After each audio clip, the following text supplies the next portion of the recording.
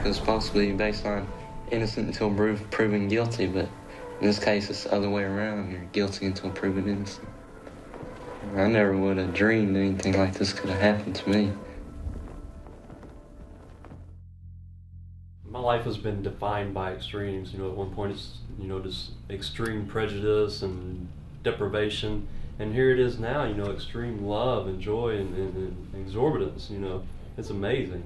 That's my favorite part about, being on this side of the fence is thanking people in person, shaking hands, giving hugs and, looking people in the eye and, I'm like, hey, thank you for that postcard.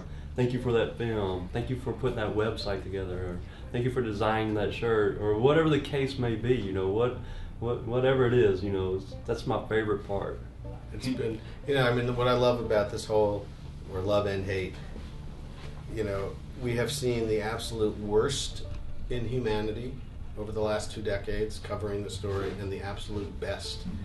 The worst being people putting people away based on rumor and innuendo, and then not admitting they've made a mistake when the evidence just becomes clearer and clearer, and just protecting jobs and protecting their interests and allowing people to sit in prison. I just couldn't imagine doing that. So that's the worst. But the best is, literally tens of thousands of people. You hear about the Eddie Vedders and the Johnny Depps and the Peter Jacksons, and that's great. Certainly not knocking that. But there have been tens of thousands of people around the world, the regular people who have banded together to have fundraisers, to show up at appeal hearings, to demonstrate, to just show their support. And I really think at a certain point it got to a place where the state of Arkansas could not ignore the deafening cries of people asking for justice. I understand that they hate us, hate me, but I didn't do it, I didn't have anything to do with it. I'm sorry that your kids are dead. I'm sorry about that. But all I ask is y'all go back and look at the evidence. Just stop and think, and don't let your emotions about it all get to your head, and just stop and think and look back at the evidence and look where the evidence does point. When I first went down, they were waiting on me to arrive in prison. To their minds, they thought, I was a child killer, so they were waiting to do their worst to me. I've got the bones in my body literally broken. I got umpteen scars, and, it was hell, But along the way, people, began to respect me and to start to believe in my story. And then Bruce and Joe's film came out, and people were able to see what a kangaroo court it was we were put through, and those beatings turned into hugs, and those curses turned into prayers. And the whole prison was literally crying tears of joy when we left, like just hugs all the way down the hall, One of the things I did is I had like $35 on my commissary account that last day, and I told him, I was like, how many ice creams can I get, Because it's August 19th, it was like 110 heat index out there, it's hot.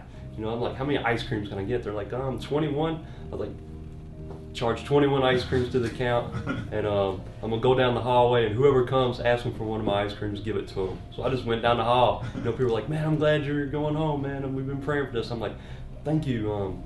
Go down to the commissary and tell them to give me one of my ice creams. That's fantastic. I love that story. Yeah.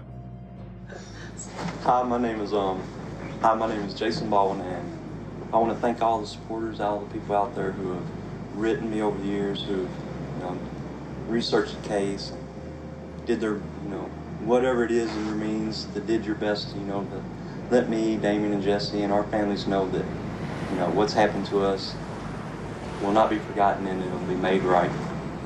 As horrible as that place was, I didn't deserve to spend a single minute there, but I was willing to stay there as long as it took, to eventually prove my innocence and Damien's innocence, Jesse's innocence.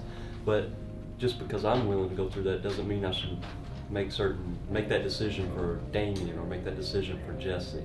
Even outside of that realm, our families have been aging. At one point Jesse's father came to see him every single weekend, never missed a visit. And then this past year his health did a complete 180. Damien's mother, Pam, she was a young woman when all this began. Now she has, breathed through oxygen. So it's taken its toll. It's been a long time. We didn't deserve a single minute there, and spending today free, or instead of being there, you know, with Damien worried about him, you know, killing him, you know, I'd make that decision again.